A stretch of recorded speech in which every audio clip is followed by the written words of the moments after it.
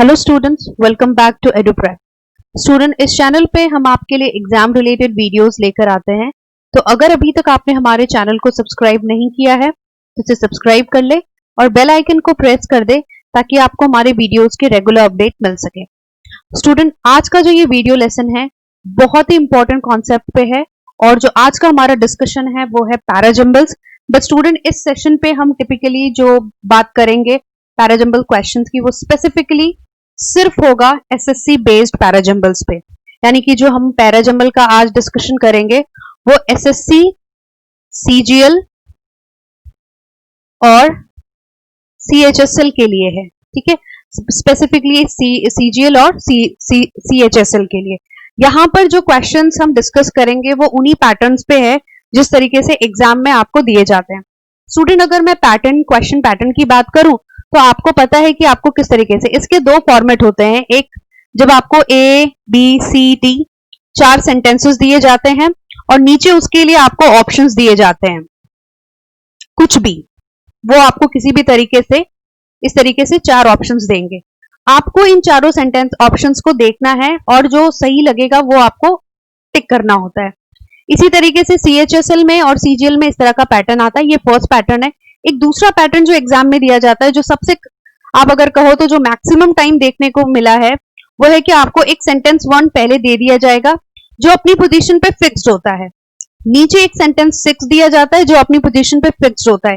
यानी कि आपको ओपनिंग भी दी गई है और आपको क्लोजिंग सेंटेंस भी दिया गया है।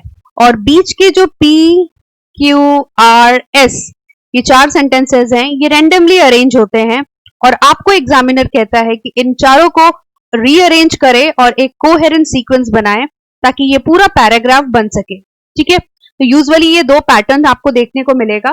बट स्टूडेंट, अगर मैं पैराजंबल की बात करूं तो बेसिकली जो पैराजंबल के क्वेश्चंस होते हैं वो एक जंबल्ड पैराग्राफ है। यानी कि आपको ये नहीं समझना है कि आपको पैराग्राफ को जंबल करना है। आपको ऑलरेडी जो पैराग्राफ दिया है वो जंबल्ड है। आपसे कहा जाता है कि जो गिवन सेंटेंसेस है उनको रीड करके आप उसे एक सीक्वेंस में, एक प्रॉपर ऑर्डर में रीअरेंज करें। ठीक है, जिससे कि वो एक मीनिंगफुल पैराग्राफ बन सके। और अच्छी बात यह है कि अगर आप अच्छे रीडर नहीं हैं, जैसे बहुत बार आपने देखा होगा कि बहुत सारे चैनल्स पे ये कहा जाता है कि you have to be a frequent reader, आपकी इंग्लिश बहुत अच्छी होनी चाहिए पैराजंबल करने के। दैट्स ऑफ कोर्स ट्रू, लेकिन यहाँ आज का जो मेरा सेशन है वो ऐसे ट्रिक्स के ऊपर है कि अगर आप अच्छे रीडर नहीं हैं लेकिन हाँ, अगर आप इंग्लिश कॉम्प्रिहेंड कर सकते हैं तो आज का सेशन आपके लिए है। बिकॉज ये सेशन कुछ ऐसे टिप्स और ट्रिक्स के ऊपर है कि अगर आप अच्छे रीडर नहीं हैं तो भी आप इस सेक्शन में 100% एक्यूरेसी ऑब्टेन कर सकते हैं। ठीक है, तो मैं आपको आज के इस वीडियो सेशन में कुछ ऐसे ट्रिक्स बताने वाली हूं जो आपको इस पूरे सेक्शन को एस करने में हेल्प करेगा और आप फुल मार्क्स लेकर आ पाएंगे। यानी आप 100% मार्क्स लेकर आ सकते हैं इस सेक्शन में। यूजुअली आप सीएचएसएल या सीएचएल की बात करें तो आपको जो पैराजंबल के क्वेश्चंस होते हैं वो 2-3 क्वेश्चंस दिए जाते हैं और ऐसा नहीं है कि एक पर्टिकुलर पोजीशन पे दिए जाएंगे। ये हो सकता है कि पूरे पैसेज में, यानी जो पूरा आपका जो क्वेश्चन पेपर होता है उसमें कहीं पे भी 2 या 3 जगह हो सकते हैं। कभी ये 1 से 2 क्वेश्चन या 2 से 3 क्वेश्चन आपको दिए जाते हैं। और आज का जो हमारा वीडियो लेसन है वो उसी कॉन्सेप्ट के ऊपर है जिसको यूज करके आप पैराजंबल में बहुत इजीली 100% एक्यूरेसी ऑब्टेन कर सकते हैं। क्लियर? तो चलिए हम चलते हैं हमारे सेशन की तरफ। यहां मैंने वो 5 टिप्स आपके लिए रखे हैं। ये वो 5 ट्रिक्स है जिसका यूज करके आप पैराजंबल क्वेश्चंस को सॉल्व कर सकते हैं। सबसे पहला पॉइंट है हमारे पास, डिटेक्ट द थीम। स्टूडेंट, याद रखिए, जैसा मैंने अभी आपसे थोड़ी देर पहले कहा था कि आपको एक पैराग्राफ दिया जाता है लेकिन वो पैराग्राफ रैंडमली अरेंज होता है। वो रैंडमली अरेंज है और एग्जामिनर चाहता है कि आप उस पूरे पैराग्राफ के सेंटेंसेस को रीड करके उन्हें एक कंप्लीट मीनिंगफुल पैराग्राफ में बदले, उसको चेंज करे। ठीक है, एक कंप्लीट मीनिंगफुल पैराग्राफ बनाए। क्योंकि ये एक पैराग्राफ है तो हमें पता है कि हर पैराग्राफ का एक थीम होता है या यूं कहिए कि एक आइडिया होता है और उस आइडिया और थीम का पता लगाना बहुत जरूरी है क्योंकि तभी हमें हमारा जो सेकंड पॉइंट है यानी कि ओपनिंग और क्लोजिंग सेंटेंसेस का वो आप आइडेंटिफाई कर पाएंगे। तो हमेशा याद रखिए कि जब आपको पैसेज दिया जाए तो आप at the spot question solve करने मत चले जाइए। ऐसा भी नहीं है, क्योंकि आपके पास टाइम बहुत लिमिटेड होता है स्टूडेंट, याद रखिए। तो इसीलिए आप ऐसा भी नहीं है कि आप हर एक सेंटेंस को 3 बार 4 बार रीड करेंगे। इसीलिए कैजुअली रीड करिए, ऊपर ऊपर से सिर्फ आपको रीड करना है ताकि हम थीम डिटेक्ट कर सके। जब आपको थीम पता लग जाएगा, अब आपको मेरा ये पॉइंट कहने का मतलब समझ में आ गया है कि हमें बेसिकली यहाँ पे वो आइडिया डिटेक्ट करना है, ठीक है, वो कॉन्सेप्ट डिटेक्ट करना है, वो कोई भी फैक्ट आइडेंटिफाई करना है जिसके बारे में पैसेज आपसे कह रहा है। ठीक है, ये पैसेज कोई ना कोई फैक्ट, कोई ना कोई आइडिया, कोई ना कोई कॉन्सेप्ट कैरी करेगा और आपको वही डिटेक्ट करना है। क्लियर? फिर बात, अगर आपने ये काम कर लिया तो आप ओपनिंग सेंटेंसेस को और क्लोजिंग सेंटेंसेस को आइडेंटिफाई कर पाएंगे। ओपनिंग सेंटेंस कहने का मतलब क्या हुआ? कोई भी ऐसा आइडिया या कॉन्सेप्ट या फैक्ट या कोई थीम या कोई भी ऐसा पर्सन या कुछ भी, कोई भी आइडिया जो आपके सेंटेंस को ओपन कर रहा हो, यानी आपको इंट्रोडक्शन दे रहा हो। या हम क्या बात करते हैं? इंट्रोडक्शन की। यानी कि जो स्टेटमेंट या जो सेंटेंस आपको इंट्रोडक्शन देगा, हम उसे ओपनिंग सेंटेंस कंसिडर करते हैं। ठीक है, और बेसिकली वो उस आइडिया को डिनोट करेगा, उस कॉन्सेप्ट को डिनोट करेगा जो आपने थीम में कंसिडर किया है। फाइन, इंट्रोडक्शन पता लगाना बहुत जरूरी है, क्योंकि जब आपको इंट्रोडक्शन पता चलेगा तो ही आप आगे के पेयर्स बना पाएंगे, आगे के सेंटेंसेस को आइडेंटिफाई कर पाएंगे। क्लियर? ओके, बारी आती है क्लोजिंग सेंटेंसेस की। क्लोजिंग सेंटेंस मतलब आपको पता है कि जो क्लोज कर रहा हो, यानी एक तरीके से एक ऐसा स्टेटमेंट जो आपको क्या दे रहा हो? क्लाइमेक्स, या मैं कहूं तो कंक्लूजन, उस पूरे पैराग्राफ का सार। अब सार डज नॉट मीन कि आपको उसकी समरी दी गई होगी, वो जो स्टेटमेंट जिस आइडिया के बारे में बात कर रहा है उसका एक अल्टीमेट स्टेटमेंट या सेंटेंस जो उस पूरे को ब्रीफ कर रहा होगा। ठीक है, वो आपको कुछ ना कुछ स्पेसिफाई कर रहा होगा, कुछ ना कुछ कंक्लूड कर रहा होगा। अभी जब हम एग्जांपल्स करेंगे तो आपको ये अप्रोच बहुत बेहतर तरीके से क्लियर हो जाएगा। क्लियर? तीसरा ऑप्शन हमारा जो पॉइंट यहाँ पे दिया हुआ है वो है लुक फॉर मैंडेटरी और ऑब्वियस पेयर्स, और ये बहुत ही इंपॉर्टेंट पॉइंट है, क्योंकि जिन स्टूडेंट्स को रीडिंग करने में प्रॉब्लम होती है वो इस थर्ड ऑप्शन का यूज करके, इस थर्ड टिप का यूज करके बहुत इजीली पीजे क्वेश्चंस यानी पैराजंबल क्वेश्चंस को सॉल्व कर सकते हैं और 100% एक्यूरेसी के साथ सॉल्व कर सकते हैं। मैं बता देती हूँ आपको मैंडेटरी या ऑब्वियस पेयर का मतलब क्या होता है। नाम से आपको ऑब्वियस पेयर समझ में आ रहा होगा, ये कुछ ऐसे पेयर्स होते हैं, वर्ड्स के पेयर होते हैं जिनका साथ में आना तय होता है। ये अलग अलग नहीं आ सकते, ये हमेशा एक दूसरे को फॉलो करते हैं। तो अगर आपको मैंडेटरी या ऑब्वियस पेयर का पता लग जाए तो आप बहुत इजीली से अपने सेंटेंसेस को आइडेंटिफाई कर सकते हैं, और क्योंकि एसएससी में ऑप्शंस दिए जाते हैं तो आप एक करेक्ट ऑप्शन सिर्फ एक पेयर के हेल्प से आइडेंटिफाई कर सकते हैं। मैं आपको बता देती हूँ कि इसमें हम किस तरह के पेयर्स यूज करते हैं। जैसे सपोज आपको कहीं पे ऐसा दिया हुआ है 1 पॉइंट, एक स्टेटमेंट में ऐसा लिखा हुआ था 1 पॉइंट इज दिस, फिर कहीं दूसरी जगह पे या कहीं थर्ड या फोर्थ सेंटेंस में आपको लिखा मिल रहा है another point is कुछ भी। ठीक है, अब आपको ये याद रखना है कि ऑब्वियस पेयर्स कैसे हुए। 1 के बाद हमें हमेशा याद रखना है कि हमेशा 1 के बाद another आएगा ही। तो अगर सपोज ये कहीं बी सेंटेंस में था और ये कहीं डी में था, तो जो हमारा मैंडेटरी पेयर बन गया वो कौन सा हो गया? बीडी। और जब भी आपको ऑप्शन में बीडी का पेयर दिख गया तो वो आपका करेक्ट ऑप्शन है। कई बार ऐसा होगा कि 2 या 3 ऑप्शन में बीडी दिया गया हो, तब आपको कोई एक और ऑप्शन ऐसा ढूंढना पड़ेगा, एक और सेंटेंस ऐसा ढूंढना पड़ेगा जो इन तीनों में सिमिलर ना हो। ठीक है, वो अभी हम जब सॉल्व करेंगे तो आपको मैं वहां पे बहुत डिटेल में ये चीज बताऊंगी। इसमें हम जो एक और ऑब्वियस पेयर बहुत ज्यादा जो इंपॉर्टेंटली हम कंसिडर करते हैं वो है नाउन और प्रोनाउन का एक दूसरे को फॉलो करने का अप्रोच। आपको पता है कि हम सेंटेंस में नाउन यूज करते हैं, वो नाउन कोई भी हो सकता है, कोई प्रॉपर नाउन हो सकता है किसी भी तरह का। ठीक है, चाहे किसी पर्सन का नाम हो, किसी कंट्री का नाम हो, कुछ भी, और प्रोनाउन अकॉर्डिंगली यूज किया जाता है। फॉर एग्जाम्पल अगर मैं आपसे कहूं, सपोज कहीं पे लिखा हुआ है मिस्टर राजन, राइट, सिंह, ऐसा कुछ लिखा हुआ आपको मिल रहा है, फिर आपको कहीं पे दिया गया है ही। अब हमें ये देखना, ध्यान रखना होता है कि ये ही किसको पॉइंट कर रहा है। ये अगर ही मिस्टर राजन के बारे में बात कर रहा है, इसका मतलब कि मिस्टर राजन के इमीडिएटली बाद कौन सा ऑप्शन आना चाहिए था, ही। यानी कि जो ये नाउन प्रोनाउन रिलेशनशिप होता है, ये जो मैंडेटरी ऑप्शन होते हैं, ये कई बार हमें बहुत इंपॉर्टेंट क्लूज देते हैं और बहुत इजीली आप ऐसे पेयर्स को आइडेंटिफाई कर कर इजीली उन्हें ऑप्शंस में जो आपको दिए गए हैं उसमें आप स्पॉट कर सकते हैं। क्लियर? नेक्स्ट पॉइंट पे आते हैं। Next point is clue words, या आप कह सकते हो ट्रांसिशन वर्ड्स। क्लू वर्ड लिखा है तो आपको ऐसे ही समझ में आ रहा है कि हमारे इंपॉर्टेंट क्लूज हैं। ट्रांसिशन वर्ड्स स्टूडेंट ऐसे वर्ड्स होते हैं जो सेंटेंसेस में इसलिए यूज किए जाते हैं ताकि एग्जामिनर या तो अपने आइडियाज को एक्सटेंड कर सके, उसको कॉन्ट्रडिक्ट कर सके, या उसका कुछ भी अलग पॉइंट आपको दिया जा सके। जैसे कि सपोज आपसे अगर कहा, इस जो वर्ड्स होते हैं वो किस तरीके के ऑप्शंस में आपको दिए जाते हैं। जैसे अगर कहीं पे आपको लिखा हुआ मिलता है हाउएवर, ठीक है, हाउएवर का मतलब क्या हुआ, ये आपको जबकि बोल रहा है। अब हमें ये पता है कि हाउएवर जब भी सेंटेंस में आएगा कुछ ना कुछ कॉन्ट्रडिक्शन देगा। अगर आपको कहीं पे मिलता है बट, अगर आपको कहीं पे मिलता है दो, ठीक है, वाइल या डिस्पाइट, ये क्या है, ये सारे कॉन्ट्रडिक्टरी वर्ड्स हैं।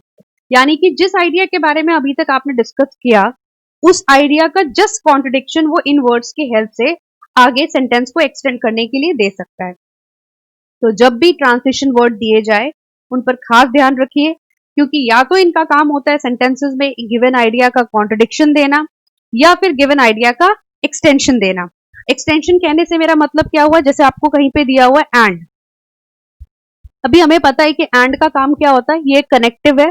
तो जो कंजंक्शंस यूजुअली यूज करते हैं हम, ये सारे कंजंक्शंस हुए, जैसे हाउएवर कंजंक्शन है, बट कंजंक्शन है, दो कंजंक्शन है, लेकिन जनरली यहाँ पे इनका काम कॉन्ट्रडिक्शन है। लेकिन एंड का यूज अगर आप कर रहे हो, वो आपको क्या शो करता है, सिमिलर आइडिया, ठीक है। जैसे सपोज मैं अगर आपसे कहूं,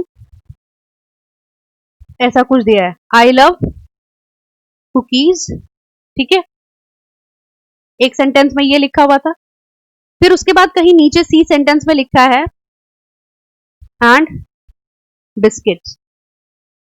अब आपको ये ध्यान में रखना है कि अगर ये ए स्टेटमेंट में दिया था और ये सी स्टेटमेंट में दिया है, तो ये एंड जो है हमेशा सिमिलर आइडिया को रिफ्लेक्ट करते हैं, सिमिलर आइडिया को शो करते हैं। यहां बात किसकी हुई है, कुकीज को लव करने की, और यहां किसकी बात होगी, बिस्किट्स को लव करने की। तो ऑब्वियस पेयर्स बन जाएंगे ये भी। तो इस तरीके के क्लू को भी आप अंडर एस्टिमेट नहीं करेंगे, ये बहुत इंपॉर्टेंट क्लूज होते हैं और इनको ही कंसिडर करके हम बहुत इजीली 100% एक्यूरेसी गेन कर सकते हैं, ठीक है। उसके बाद मैं कुछ आपको छोटे छोटे वर्ड्स बता रही हूँ जो बहुत इंपॉर्टेंट है, जिसे हम यूजुअली अंडर एस्टिमेट करते हैं, या यूं कहिए कि आप उसे इग्नोर ही कर देते हैं। जैसे कि आपको दिया गया है ऑल्सो, आपको दिया गया हो दिस, आपको दिया जा सकता है टू, ये बहुत इंपॉर्टेंट वर्ड्स है स्टूडेंट। ऑल्सो का क्या मतलब हुआ, ये भी, ठीक है। तो याद रखिए ऑल्सो, टू या दिस जब भी सेंटेंस में दिया जाए, खुद से आपको क्वेश्चन करना होता है। जैसे अगर मैं कहूं दिस आर्ग्यूमेंट, तो अपने आप सोचिए which argument you the sentence is talking about. जब आपको इसका क्लू सेंटेंस में मिल जाएगा तो ऑब्वियस है कि उसके पहले वो स्टेटमेंट आएगा, ठीक है।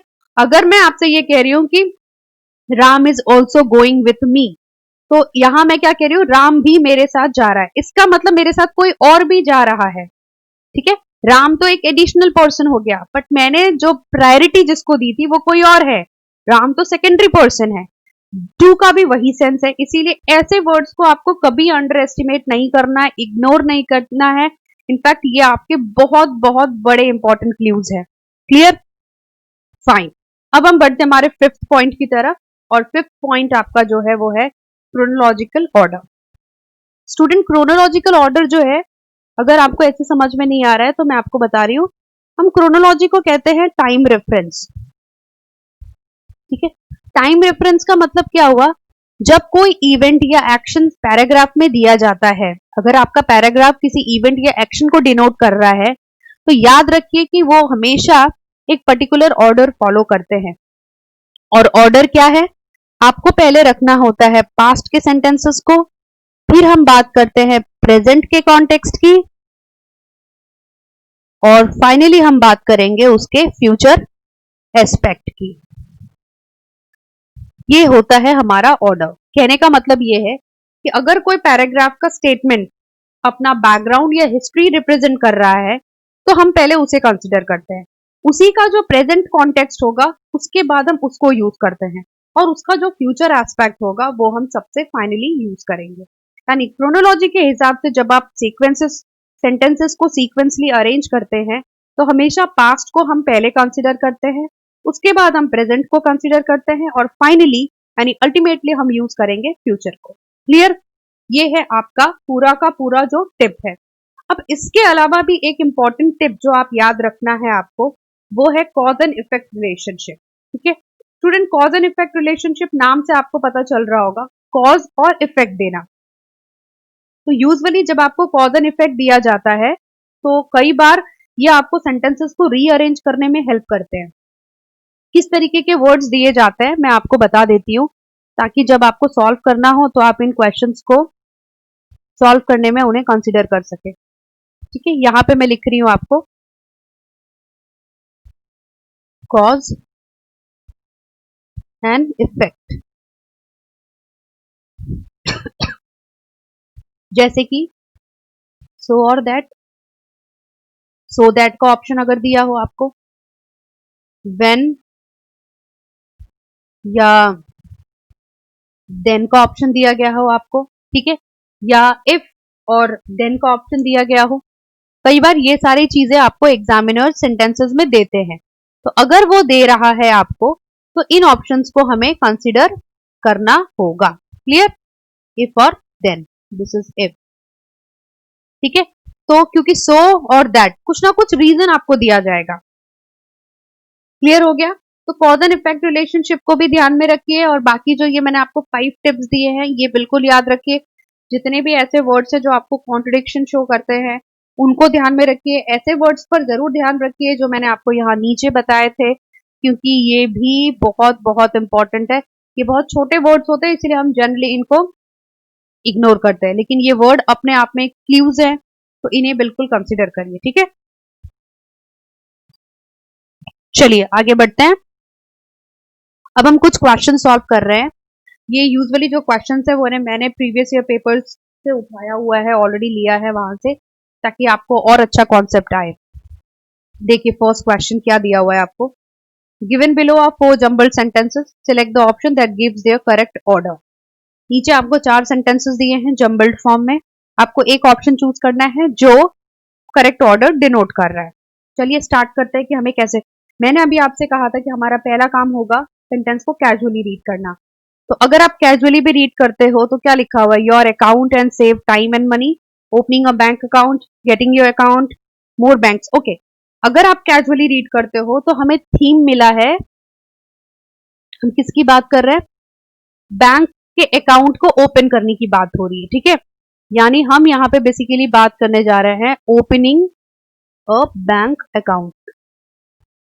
एक बैंक अकाउंट को ओपन करने की डिस्कशन हो रही है यहाँ पे।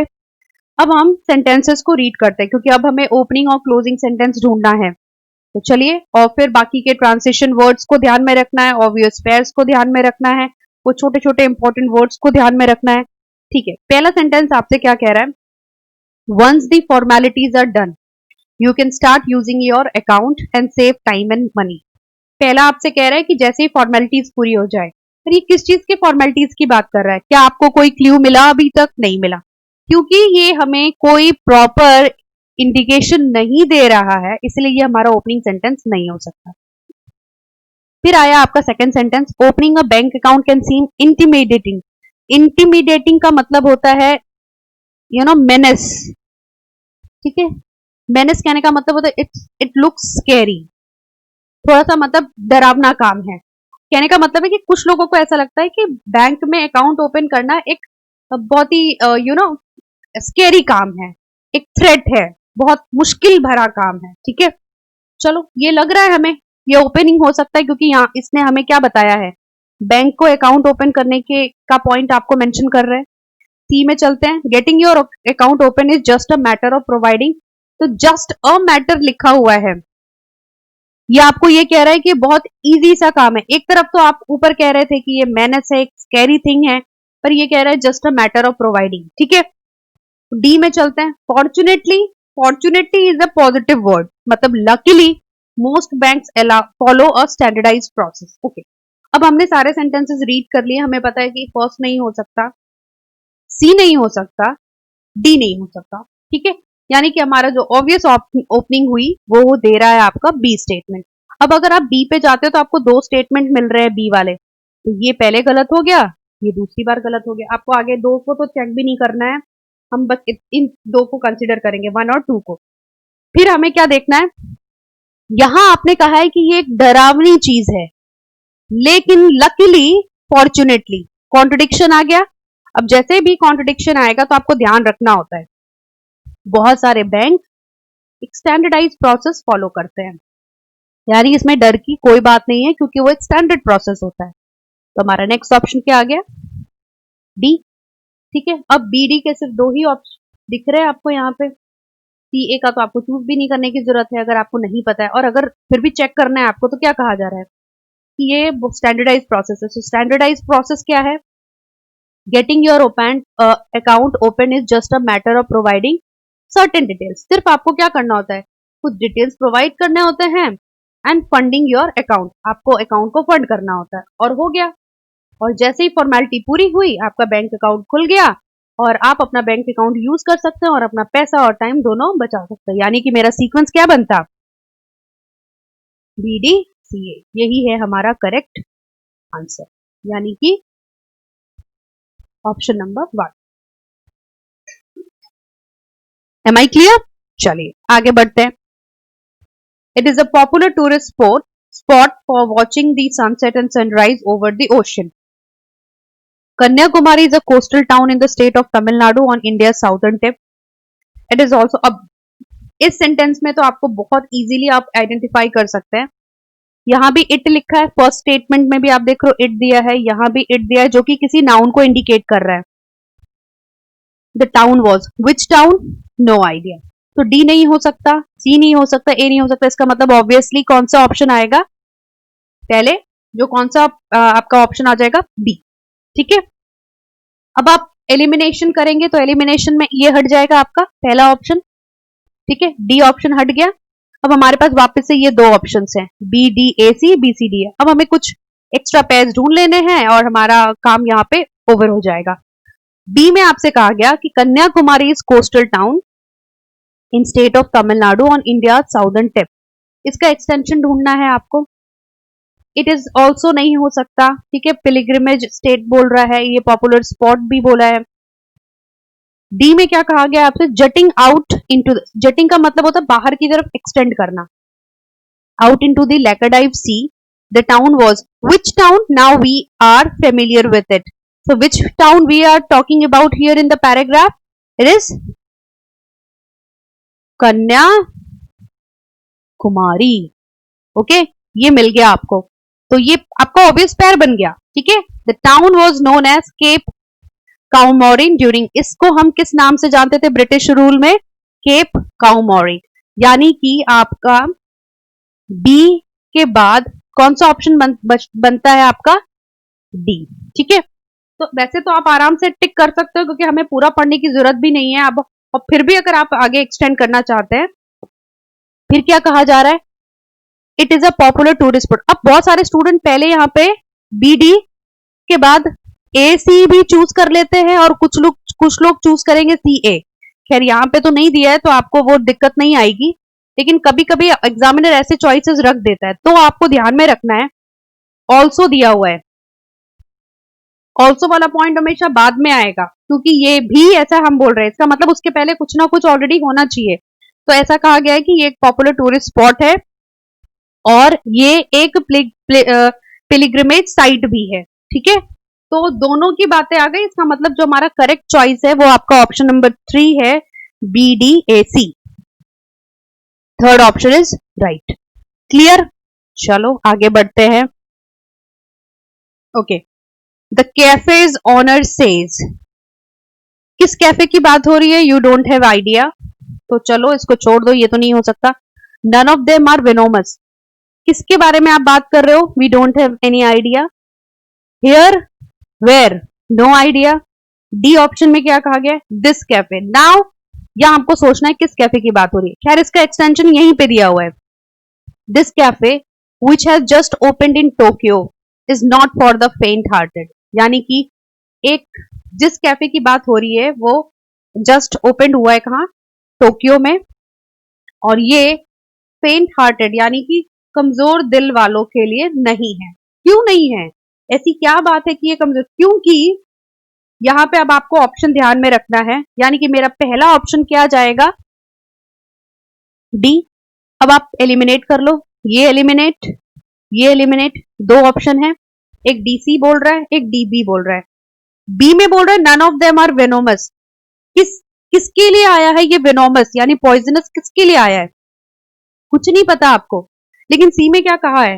Hair you sip your drink in the company of 35 snacks.